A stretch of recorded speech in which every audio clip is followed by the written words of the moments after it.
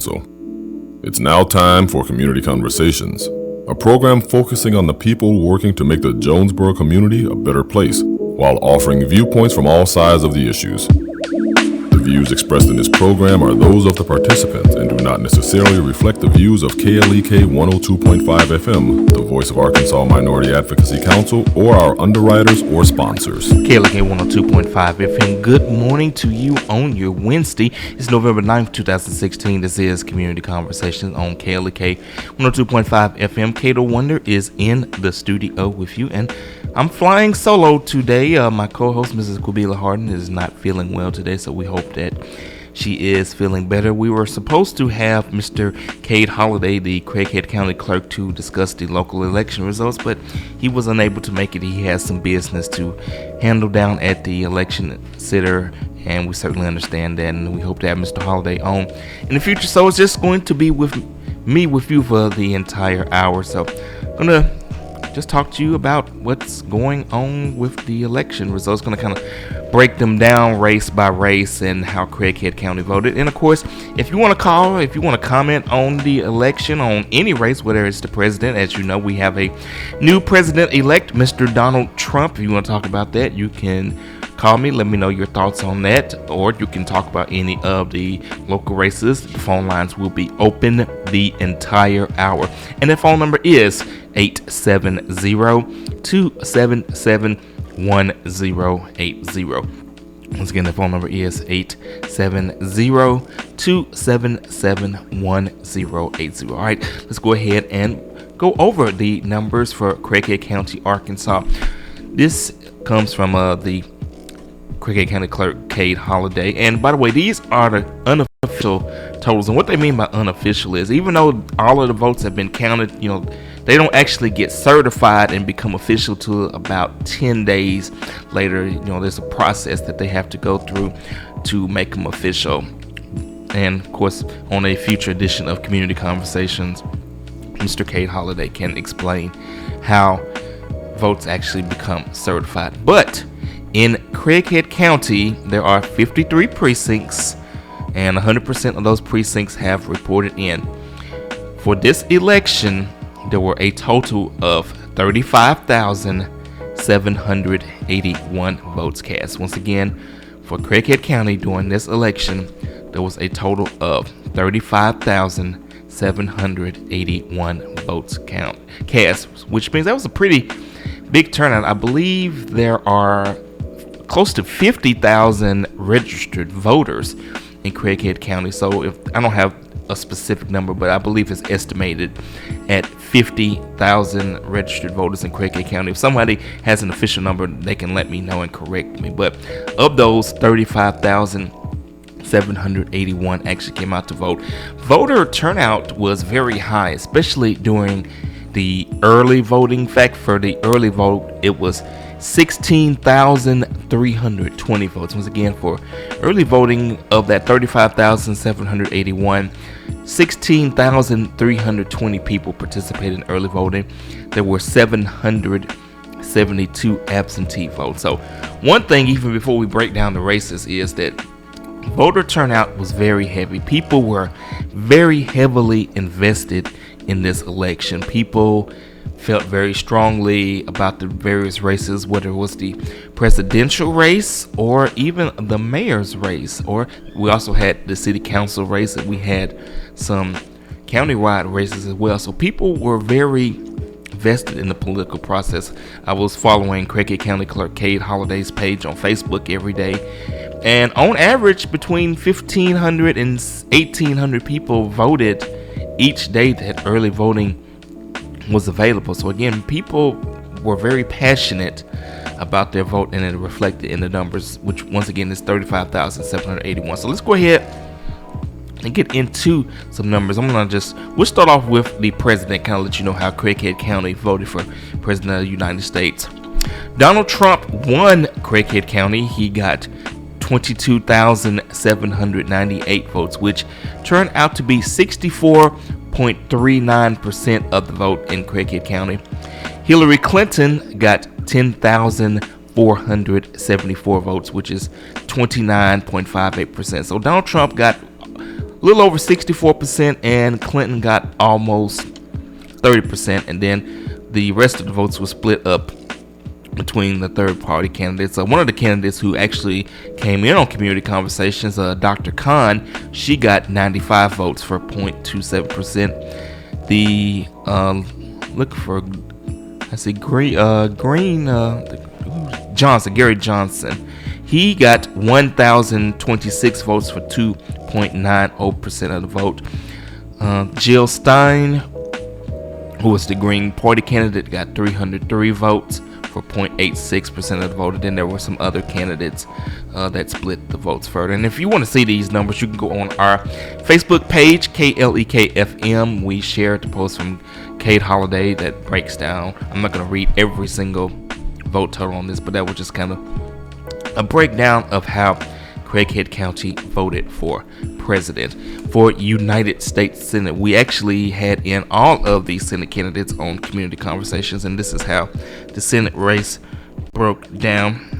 Gotta text my phone and make sure someone's not asking the question. Of course, if you have a question for me, you can give it 870-277-1080. Once again, the phone number is 870-277-1080. We're also live streaming on our Facebook. If you got a question or comment, just let me know what you think about all this transpired, and be happy to talk to you. Once again, for U.S. Senate, the incumbent Senator John Boozman, the Republican, he got 23,105 votes for 66.46% of the vote. His Democratic challenger, Connor Eldridge, got 10,191 votes for 29.31%. Mr. Frank Gilbert, the Libertarian, got 1,427 votes for 10%. And then various write-in candidates got 42 votes for 0.12%. So Senator Boozman comfortably won Craighead County with 66% of the vote, and Connor Eldridge got a little over 29% of the vote, and Frank Gilbert got a little over 4% of the vote for the U.S. Senate race. U.S. Congress District 1, which Craighead County is a part of, the Libertarian candidate, Mark West, got 7,574 votes for 22.31%, followed by the incumbent, the Republican, Rick Crawford, who we actually did not get to interview. We tried to reach out to him, but I guess his schedule just did not allow us to talk to him. But he got 26,376 votes for 77.69%. So the Republican Rick Crawford had a comfortable victory over Mark West in Craighead County. State Senate District 22, Davey Wallace, the Republican, got 2,398 votes for 70.99%. His Democratic challenger, David Burnett, got 980 votes for 29.01%. So again, kind of seeing a trend here, at least for the national races, where the Republican candidate got a comfortable lead over the Democratic candidate as well.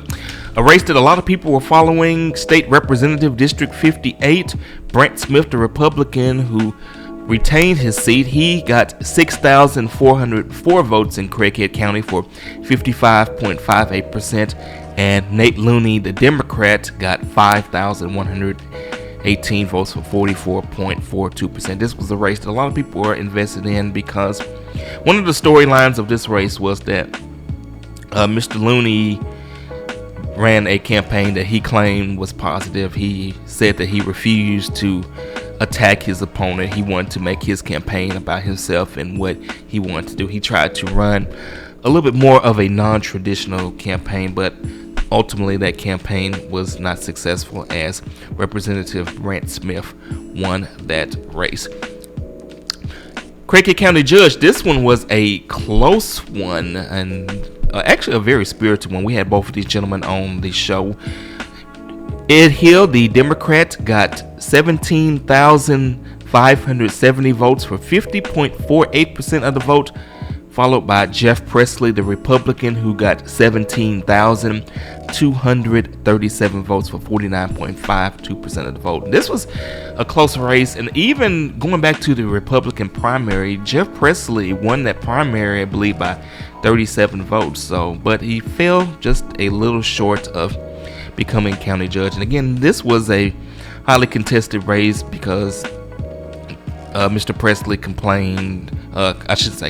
he said that the Craighead County mitigation plans were out of date, which were causing Craighead County not to be eligible for grants. Mr. Hill disputed that and said that was just not the case. And that was basically the storyline of that entire race that played out, not just here on Community Conversations, but there were several debates between these two gentlemen. I know they had one at the Kiwanis Club, in which we covered. I believe they also had one at the Chamber for the political animals. So that ended up coming down to a very close race in which Ed Hill just barely edged out Jeff Presley. Moving on to Craighead County Sheriff. This was an interesting race because the Republican, Mr. John Shipman, actually dropped out of the race. He cited personal reasons, and then of course there was the storyline involving his son. We're not going to go into all of that, but because he dropped out after the deadline, he was still on the ballot. And if he had won the election, according to Kate Holliday, then it would have been declared vacant and there would have had to been another election. But there was not a need for that, as Sheriff Marty Boyd comfortably retained his office with 25,625 votes for 73.46%. Some people, even though he had withdrawn from the race, still voted for Shipman, as Mr. Shipman got 9,260 votes for 26.54%. Continue on with the county races. Circuit Clerk Licia Couch, the Democrat, she got 13,427 votes for 39.03%. And again, following the trend, the Republican Candace Edwards, the Republican, with 20,977 votes. So she enjoyed a comfortable victory over her Democratic challenger. County Assessor Hannah Towell, the Republican, she also comfortably retained her seat with 24,108 votes.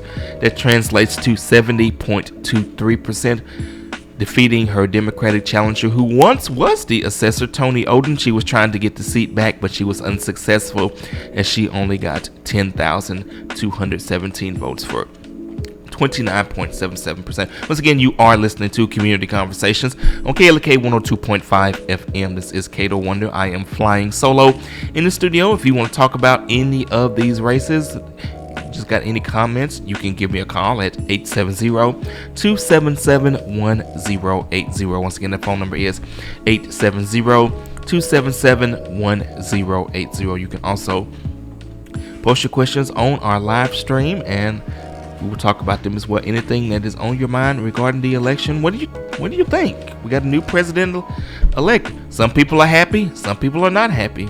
If you're not happy, or if you are happy, let me know what you think about it. Let me know what you think about any of these races. We're going to talk about the mayor in just a little bit. Harold Perrin comfortably gets reelected. So we're going to get to those numbers in just a little bit. Let's get back to county races. This was another very close race that had basically a lot of interesting storylines with it. The tax collector, Marsha Phillips, the Democrat, got 16,782 votes for 48.64%. She was narrowly edged out by Mr. Wes Eddington, the Republican, who got 17,724 votes for 51.36%. We had both of these people on Community Conversations, and this race was interesting because, there was various allegations that came out against Mrs. Phillips about nepotism, employing some family members in her office. There were also complaints about taxes not being collected in time. And there was even a vote by the Craighead County Quorum Court to give her a vote of no confidence. That vote was unsuccessful. Did that play a role in Mr. Eddington narrowly edging her out? I mean, we don't really know, but it was definitely a very heated and close race, but looks like Mr. Eddington edged that one out. Justice of the Peace, I'm just going to kind of quickly go through these. District 1, Brad Dial, the Republican, 1,251 votes for 47.26%. Ken Stacks, the Independent, with 1,396 votes for 52.74%. Justice of the Peace, District 3, Anthony Martin, the Republican, got 436 votes for 37.49%. Jim Bryant, the Democrat, got 727 votes for 62.51%. Justice of the Peace vote for one. I'm just kind of reading what the thing says. Don Mullenix, who actually appeared on Community Conversations, he got 1,039 votes for 49.48%, but he was edged out by Barbara Weinstock, the Independent, who got 1,061 votes. For Justice of the Peace, District 6, Max Render, the Democrat, got 1,035 votes for 55.17%, which was enough to overcome the Republican Daryl G. Cook, who got 841 votes for 44.83% of the vote. Justice of the Peace, District 11, Don Passmore with a comfortable victory, had to turn the mic off for a second. I know y'all didn't want to hear me burp on the air. That's rude. Don Passmore got 2,166 votes for 64.66%. Don Blankenship, the Democrat, got 1,181 votes for 35.34%. Justice of the Peace, District 12, Jeff Wisham, who was on Community Conversations, he got 896 votes for 32.49%, but it was not enough as the Republican Terry Couch got 1,862 votes for 67.51%. Continuing on with our Justice of the Peace races, this is, by the way, the Justice of the Peace races, these are the people who serve on the Quorum Court. Aaron Harris, the Republican, got 1,603 votes for 55.28%. Ray Kidd, the Democrat, got 1,297 votes for 44.72%. We got some constable races here. For District 1, Cody Powers, the Democrat, got 1,225 votes for 46.92%. Caleb Barkley, the Republican, got 1,386 votes for 53.08% of the vote. Constable District 8, Evan Henry, the Republican, got 1,391 votes for 52.20%, followed by Lenny Hogan, the Democrat, who got 1,274 votes for 47.80%. Constable District 9, Scott A. Davis, the Democrat, got 1,033 votes for 34.50%. He was defeated by the Republican handily. Martin Lilly, 1,961 votes for 65.50%. So again, for many races, as you see, the Republicans comfortably won over the Democrats, and Constable District 13 was no exception, as Dan Walker, the Republican, got 1,959 votes for 69%, turning back the Democrat Dave Edwards, who got 880 votes for 31%. All right, we got some aldermen for the city of Bay. Alderman, of course, is city council. Ward, one, position 1, David Milliam, 404 votes, 64.64%. Bill McMasters, 221 votes, 35.36%. Alderman Bay, Ward 1, Position 2, Nathan McMasters, 186 votes, 29.95%. Donnie Davis, 435 votes for 70.05%. Ward 2, Position 2, City Council Bay, Nicholas Grace, 243 votes, 39.97%. Philip Van Winkle, 365 votes, 60.03%. Alderman Bay, Ward 3, Position 2, Matthew Claraday, 192 votes, 31.32%. Donald Gray, 421 votes, 68.68%. Alderman Black Oak for Position 1, Daniel Carmichael, 37 votes. Clayton Douglas, 25 votes. Tim Jones, 34 votes. Black Oak Alderman 2, Clarence Buckley, 26 votes. Randy Hutchinson, 67 votes. Bono, Alderman Ward 1, Position 1. Darrell Parks 2, 333 votes. Billy Stevens, 311 votes. Alderman Board. Bono, Ward 3, Position 1. Brian Dunaway, 292. L.M. Duncan, 364. Bono, Ward 3, Position 2. Landon Thomas, 280. Garrett Barnes, 378. Brooklyn, Ward 3, Position 1, City Council. Melinda Burcham, 290 votes. Barton Crane, 282 votes. Justin Turner, 167 votes. Caraway, only one race. Ward 2, Position 1. Jerry Martin, 268. Mark Bell, 126. We're going to get ready to go to break. When we come back, we're going to talk about the results from the Jonesboro mayoral race. We're talking about all of the election results. You listen to Community Conversations, and this is KLEK 102.5 FM.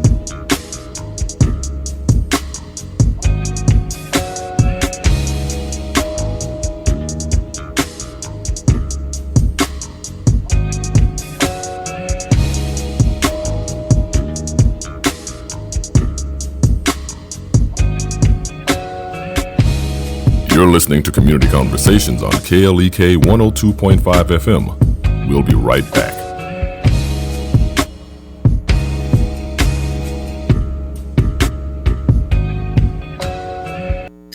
Are the disagreements in your marriage constantly escalating into full-blown fights? I'm Mark Merrill with today's Family Minute. Every marriage is full of tough decisions that sometimes lead couples to disagree, but you can disagree in a kind and loving way. So here are 3 agreeable ways to disagree with your spouse. First, disagree with affirmation. Start off well by validating their position and by finding common ground with your spouse. Second, disagree with kindness. Disagreements are much more effective when each spouse agrees to use kind words that build up, not tear down. Third, disagree with love. Be sure to always have your spouse's best interest at heart when talking through a disagreement. Remember, your family first. Want to learn more about today's topic? Download my podcast at markmerrill.com. Family Minute is made possible by the Kappa Nu Omega chapter of Alpha Kappa Alpha Sorority Incorporated, a nonprofit organization committed to service to all mankind. Kappa Nu Omega Alpha Kappa Alpha on Facebook. The Black Business Association of Northeast Arkansas presents the 2016 Business Expo, December 1st, 2016 at the Hilton Garden Inn, 2840 South Caraway Road in Jonesboro, Arkansas, from 10 a.m. to 6 p.m. The theme is Diversity Works. Sponsored by the Black Business Association of Northeast Arkansas, the Jonesboro Regional Chamber of Commerce, KLEK 102.5 FM, Larry Alexander Allstate Insurance Agency, OfficeMax, and the Arkansas Sentinel newspaper. The expo will showcase businesses from all over Northeast Arkansas and is free to the public. Door prizes will be given away. Booth, vendor, and sponsorships are available. For more information, Reverend Larry Alexander at 870-995-7280. The Black Business Association of Northeast Arkansas is a nonprofit organization. New St. John Missionary Baptist Church, 308 North Main Street in Jonesboro presents the grand opening of their clothing closet, Saturday, November 12th from 9 a.m. to 2 p.m. Clothing will be given away to people in need. The theme is Matthew 25:28. I needed clothes, and you clothed me. There will be prizes, food, and games at the event.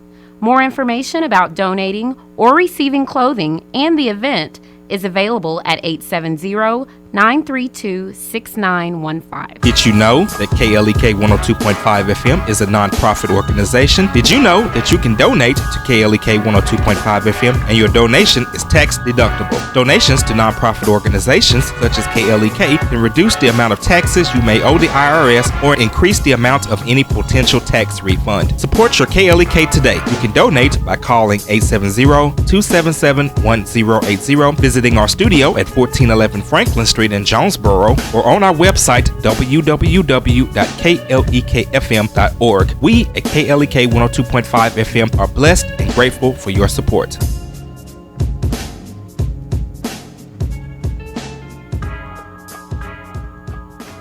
From the KLEK Community Calendar, A-State Care presents After School Tutoring in the Community.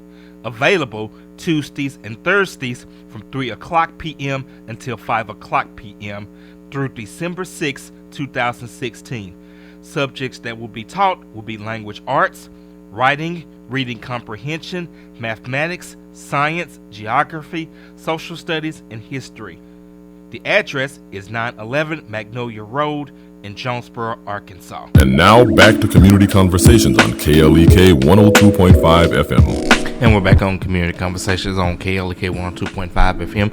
Kato Wonder is in the studio with you. I am flying solo. My co-host, Mrs. Kubila Harden, was not feeling well, so we hope and pray that she is feeling better and that she can rejoin us tomorrow. We were supposed to have Craighead County Clerk Mr. Cade Holliday in studio to discuss the election results, but he had some other matters that he had to attend to, so he was unable to make it. So I am here with you going over the election results from Craighead County last night. And of course, if you want to talk about these results, talk about your feelings on any of the races, then give me a call at 870-277-1080. Once again, that phone number is 870-277-1080. You can also post on our Facebook Live feed. Let's go ahead and get back into it. Mayor of the city of Jonesboro, as you know, this was probably, besides the presidential race, was probably the most hotly contested race on the ballot, because there were 6 candidates running. There was Mayor Perrin, who was running for re-election, and he was challenged by 5 other candidates: John W. Street, Nathan Coleman, Harold Copenhaver, Amanda Moffett Donovan, and Tom Elwood. And there were several issues that were being debated during this campaign, such as the raises for first the police and then later fire and first responders and city employees, the water park, drainage, the convention centers, jets. There were so many issues, traffic, that were affecting the city of Jonesboro. So a lot of people, were concerned about this race, and I think that had a big part to do with the turnout. We did have our week a while back. We got a chance to speak with each candidate to get their views on the issues, and the people of Jonesboro spoke. And the totals were Harold Perrin with 11,465 votes for 48.98%, even though that was not a majority, but it was a comfortable enough lead to where he will be reelected as mayor. His closest challenger was Harold Copenhaver, who got 5,673 votes for 24.24%, followed by Mr. John W. Street, who is a member of the Jonesboro City Council. He got 3,135 votes for 13.39% of the vote, followed by Nathan Coleman, who is a police officer with the Jonesboro Police Department. He got 1,830 votes for 7.82%. Followed by Amanda Moffett Donovan, who got 839 votes for 3.58% of the vote, followed by Tom Elwood, who got 465 votes for 1.99% of the vote. And of course, one of the interesting things about this race was that with so many challengers, a lot of people, and I'll admit I was one of them, figured that this race was going to come to a runoff between 2 of the candidates, that the vote would be split. But Mayor Perrin obviously had a very wide base of support, and enough people came out that supported Mayor Perrin that he was able to obtain that seat. One of the things that also came out from the Jonesboro Sun is that Mayor Perrin had the most money. He, in fact, had more money available to his campaign than all of the other candidates combined. Now, did that play a role in his reelection? I don't know. That's something that you can judge and figure out for yourself. But Mayor Perrin will get another term. And there's going to be some issues that Mayor Perrin is going to still have to deal with in a third term as mayor, such as the property code. That is going to come back. And that was, some people felt that the property code debate was one of the reasons why there were so many people that got into the race in the first place, that people were unhappy about the property code. Of course, as we all know the story of the property code. The property code, Mayor Perrin actually cast the deciding vote when the city council was tied, and code passed, well, there was a recall election, and it was overwhelmingly in favor of repealing the property code, and that was a very hot button issue. But again, like I said, there's still dilapidated houses around Jonesboro. There's still renters having issues with their landlord, so it's not a dead issue. It's going to come back. Now, what will Mayor Perrin do differently this time?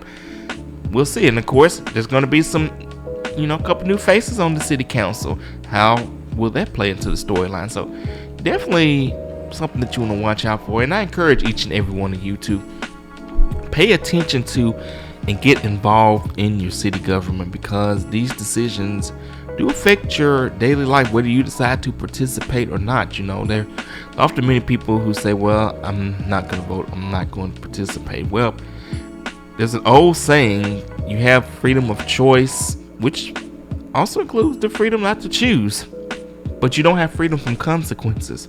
That's in anything in life.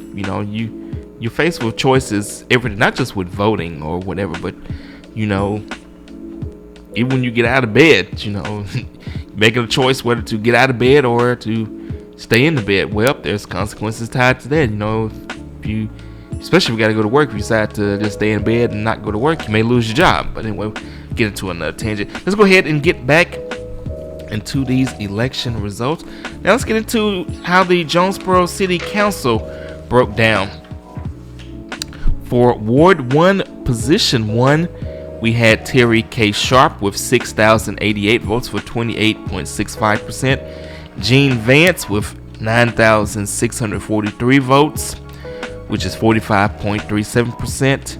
And Rollo Brown with 5,522 votes for 25.98%. So I believe that Vance and Sharp may be headed to a runoff. I know that Kay, when he was messaging me on Facebook saying he couldn't come, saying that he would come on and talk about a couple of the runoffs, and I believe this is probably going to be one of them. Alderman Jonesboro Ward 2, Position 2, Chris Moore, the incumbent, got 11,608 votes for 57.04% of the vote, followed by Leslie Seitz, who got 27.37% of the vote, followed by David McAvoy, who got 18.59% of the vote, and looks like Moore was able to get a majority, so he will retain that seat. All right, Jonesboro Ward 4, Position 2, George Williams got 8,556 votes for 41.94% of the votes, followed by Mitch Johnson, who got 11,857 votes for 58.06%. Alderman Ward 5, Position 2, Joe Hafner, 51.15%, edges out current Councilman Rennell Woods, who got 10,281 votes for 48.85%. Jonesboro Alderman Ward 6, Position 2, David McLean got 11,381 votes for 56.32%, followed by Todd Burton, who got 8,826 votes for 43.68%. Moving into Lake City, Alderman Ward 1, Position 1, Donald F. Davis got 350 votes for 45.57% of the vote. Toby Rand got 418 votes for 54.43% of the vote. Alderman Lake City Ward 3, Position 2, Linda Stone got 377 votes for 48.27% of the vote, followed by Danny Dunnigan, 404 votes for 51.73% of the vote. Moving on to Monette, Alderman Ward 1, Position 1, Tracy Yates Thompson got 152 votes for 27.74%.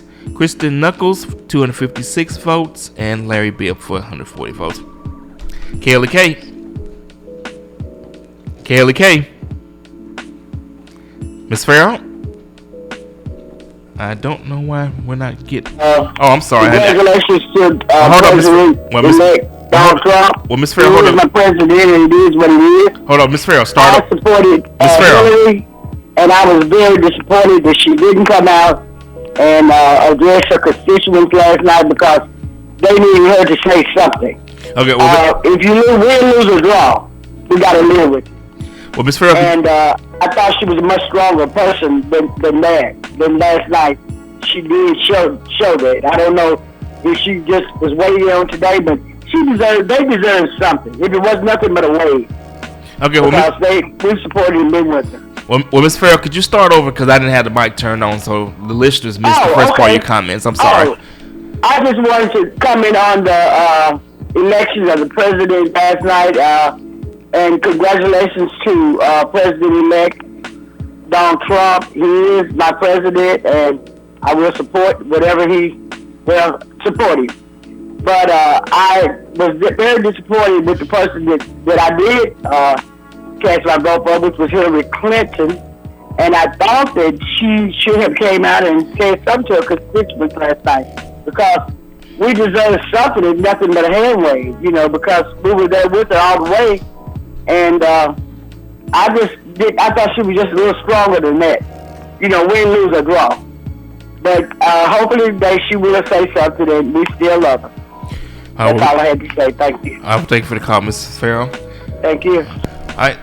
Actually, Mrs. Farrell, I'm looking on CNN.com. It says Hillary Clinton will deliver remarks shortly in New York. So, Mrs. Farrell, if you want to know what Hillary Clinton has to say, tune to CNN. I'm sure several of the other networks will carry her speech as well. So, if you want to know how Hillary feels about her defeat, you can tune in and she will make her remarks. And again, we do have a new president-elect of the United States, Mr. Donald J. Trump.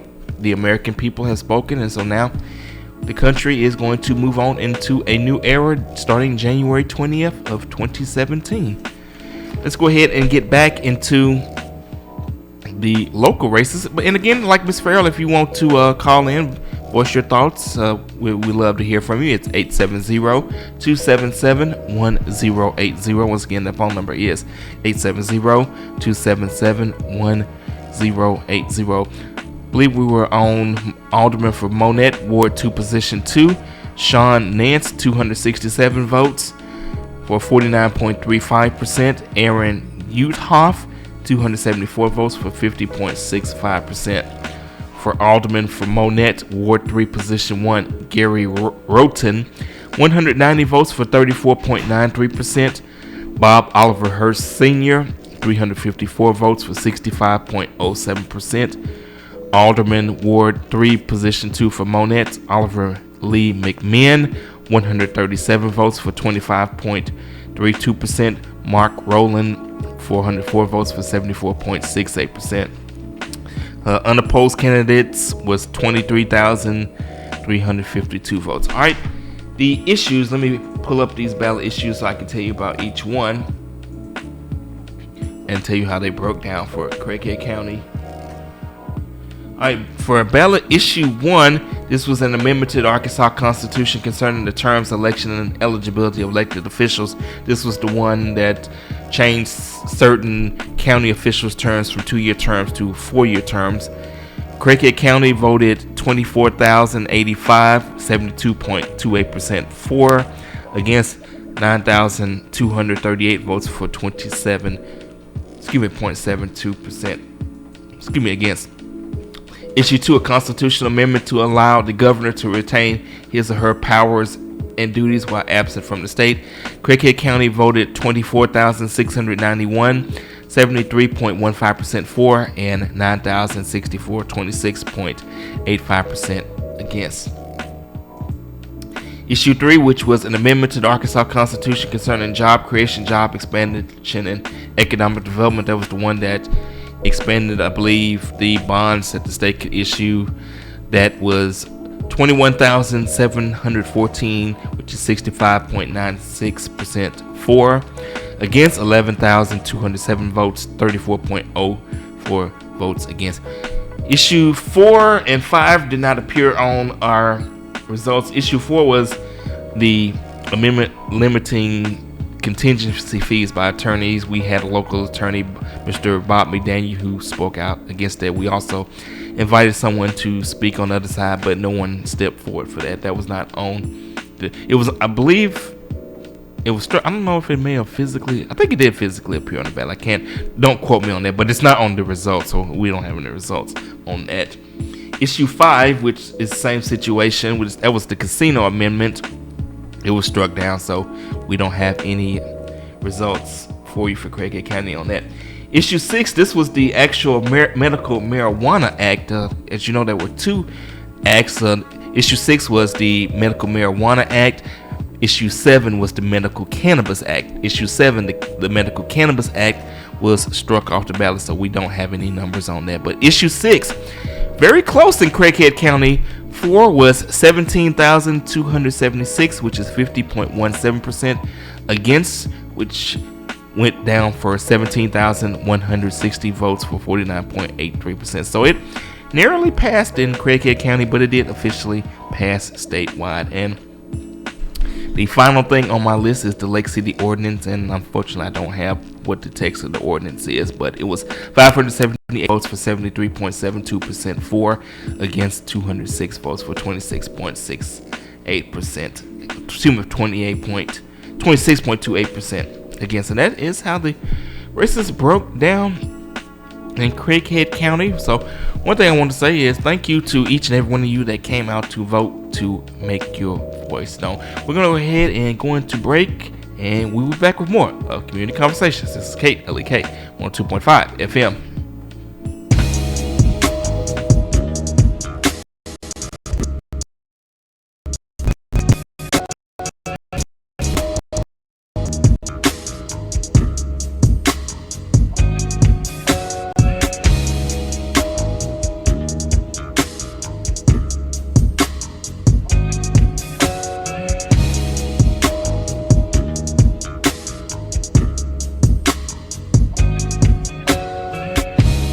You're listening to Community Conversations on KLEK 102.5 FM. We'll be right back.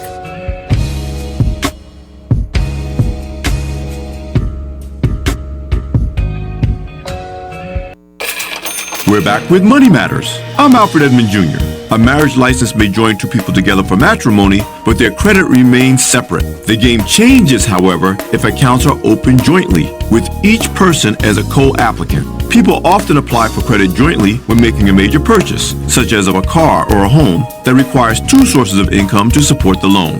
In this case, one person's low credit score may hinder the approval, or if the lender extends the credit, it may be at a higher interest rate. Fortunately, if 2 people marry, one with good credit and one with iffy credit, there is a way to legitimately improve the credit of the not-so-fortunate party. Adding a person onto an account as an authorized user allows the credit history to be reported in both the authorized user's name and the primary account holder's name. Over time, as long as credit is handled responsibly, this will positively impact both credit reports. I'm Alfred Edmond Jr. for Money Matters, a product of American Urban Radio Networks. Money Matters is made possible by the Jonesboro Alumni Chapter of Delta Sigma Theta Sorority Incorporated, a nonprofit organization dedicated to uncompromising commitment to communities, service, leadership, empowerment. www.jonesboroalumnidst.org. Support for KLEK is brought to you by Tax Time is here at Car Today, the original buy here, pay here dealer. New Car Today General Manager Sean Corns. With new inventory available daily, whatever you're looking for, we've got it. Located on Stadium Boulevard just south of the 63 bypass, Tax Time is the time to drive at Car Today. Car Today. Whistle Stop Bistro and Catering, 5435 East Nettleton Avenue at the four-way stop between Highways 351 and 463, serving Jonesboro for over 5 years with a motto of, we cater them all, large or small, offers catering and rental space for parties, churches, offices, and fundraisers for holidays and all occasions. They also offer a full breakfast and lunch menu, open Monday through Friday, 6 a.m. to 2 p.m., 870-275-6239. Details at klekfm.org. Experience the joy with Bishop Adrian R. Rogers of Fullness of Joy Church, 3307 Race Street, Jonesboro, Arkansas, 72401.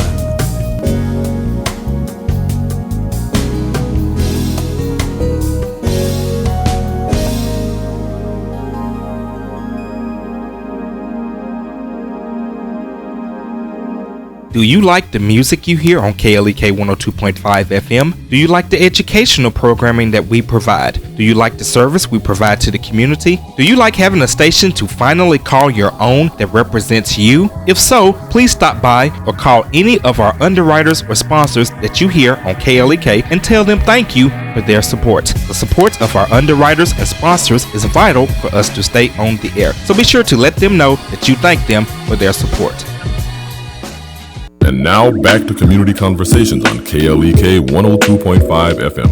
And we're back on Community Conversations on KLEK 102.5 FM. Kato Wonder is flying solo in the studio with you. And of course, if you want to talk about anything that's on your mind, the phone number is 870-277-1080. Once again, the phone number is 870-277-1080. We're going to go ahead and switch gears. I mean, if you still want to call and talk about any of the races, we can talk about them. But I'm going to let you know about some things that are going on in the community, because at KLEK, we are all about community service, and we're about letting people know about others that are doing good things in the community as well. So we'll start off with the Mu Omicron Lambda chapter of Alpha Phi Alpha Fraternity Incorporated.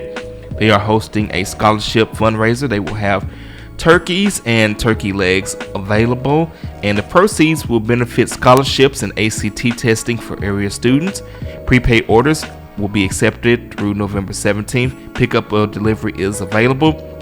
The delivery date is November 19th, and more information is available via any member of the chapter: Ricky Greer, Andre Watson, Bobby Brown, Victor Hill, Jeff Flanagan, Daryl Singleton, Gerard Lockhart, Christopher Davis, Herman Strickland, Leganzi Kale, that's me, and Dwayne Harden, or also here at KLEK 102.5 FM. So that is one thing that's going on in the community. And also, speaking of the Mu Omicron Lambda chapter of Alpha Phi Fraternity Incorporated, we will be ringing bells for Salvation Army on December 3rd, and I signed up for the 11 o'clock slot, so you can come check me out at Kmart ringing a bell for the Salvation Army. So come out and meet me, come out and hang out with me. New St. John Missionary Baptist Church Clothes Closet grand opening will be Saturday, November 12th from 9 o'clock a.m. to 2 o'clock p.m. The theme is I needed clothes and you clothed me, Matthew 25:38. There will be prizes, fun, food, and games available. More information about donating clothes or about the event is available at the church or at 870-932-6915. Again, that's 870-932-6915. And of course, it's getting ready to be wintertime, so there are going to be people in need of coats. I know that what's Reverend Jackson Church? St. Paul had a recent coat drive, and there's probably going to be other coat drives. So we want to definitely make sure that people in the community don't freeze this winter. So whenever you hear information about any of these coat drives that are going on in the community, if you're not wearing your coats, you're not, doing the thing with the clothes, consider donating them so that somebody else can stay warm. Let me go up and down social media. I believe there's a couple other community events that are going on and that we definitely want to shine a spotlight on. And of course, you can check out our social media. Just search KLEK FM, Facebook, Instagram, or Twitter. Get all the information of various things that are going on in the community. So I'm just kind of scrolling up and down the timeline. November 23rd, this is Gentlemen and Ladies Maintaining Order. They will be doing a giveaway of 50 plates, and they will also have a raffle for a bike.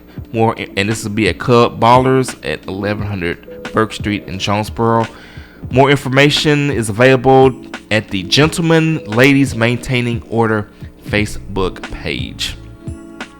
Continuing on with our list of things going on in the community, the Black Business Association of Northeast Arkansas presents the Black Business Expo 2016. The theme is Diversity Works. This will take place Thursday, December 1st, 2016 at the Hilton Garden Inn, 2840 South Caraway Road in Jonesboro, Arkansas, from 10 o'clock a.m. to 6 o'clock p.m. Registration forms are available at area businesses and churches. It is sponsored by the Black Business Association of Northeast Arkansas, the Jonesboro Regional Chamber of Commerce, Office Max, Larry Alexander of Allstate Insurance, KLEK, and the Arkansas Sentinel newspaper. There will be exhibits available of area businesses. This event is open to the public, and door prizes will be available. More information is available via Larry Alexander, chair of the Black Business Association, at 870-935-7280. Once again, that's 870-935-7280. More information is also available via KLEK. So as we get ready to close this edition of Community Conversations, just want to say thank you to everyone that supports KLEK. Thank you to everyone that supports the sponsors and the underwriters of KLEK. Support them because they support us and allow us to do shows such as Community Conversations, and allow us to do things such as let people know about the various community service that is going on in the community. So once again, support those that support us so that we can come together as a community and make this community a little bit of a better place. I want to say thank you once again to everyone that tuned in. Yesterday was election day. The people have spoken, so now let us come together behind the people who we have chosen to be in office, and let's pray for them above all, because we all need prayer. We all need the Lord to help us and to guide us going forward. No matter how you feel about who won or who lost, I think we all can agree that we need guidance and we need prayer for those people that are going to lead us, and prayer for ourselves. And remember, don't just depend on these people who are charged with leading you. Take charge of your own life. Because at the end of the day, we all got to put our pants leg on one leg at a time. We all are responsible for our own destiny. So just a little bit of words from your guy, Cato Wonder. Thank you all for listening to Community Conversations. This is KLEK 102.5 FM.